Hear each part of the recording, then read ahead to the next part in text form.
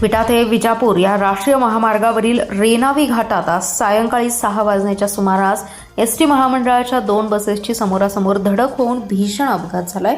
या अपघातात 2 प्रवासी ठार झाले असून 40हून अधिक प्रवासी जखमी आहेत। यातील 7 ते 8 प्रवाशांची प्रकृती चिंताजनक असल्याचं सांगण्यात येते। अपघातानंतर विटा पोलीस, विटा एसटी डेपोमधील अधिकाऱ्यांनी तातडीने घटनास्थळी धाव घेतली।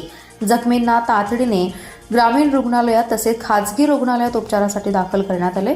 विटा भिवघाट रस्त्यावरील रेणावी जवळील जोशी हॉटेलच्या पुढील बाजूस रेणावी घाटात विटा डेपोची विटा ते भिवघाट आणि सातारा डेपोची विजापूर ते मेढा या बसेस निघाल्या होत्या। रेणावी घाटात या बसेस आल्यानंतर वळणावर 2 बसेसची समोरासमोर धडक झाली।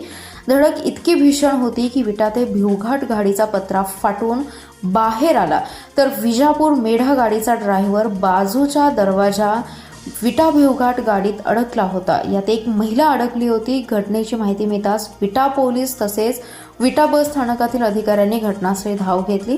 सायंकाळची वेळ असल्याने बसमध्ये मोठ्या प्रमाणात प्रवासी होते। अचानक झालेल्या अपघातामुळे प्रवासी प्रचंड भयभीत झालेत। या 2 गाडींना जेसीबीच्या सहाय्याने बाजूला करण्यात आलं असून प्राथमिक माहितीनुसार 2 प्रवासी ठार झालेत, तर 7 जण गंभीर जखमी असून 40 प्रवासी जखमी झाल्याची माहिती आहे। यात शाळकरी मुले जास्त असल्याचं समजतंय, तर मृत हे वयोवृद्ध होते।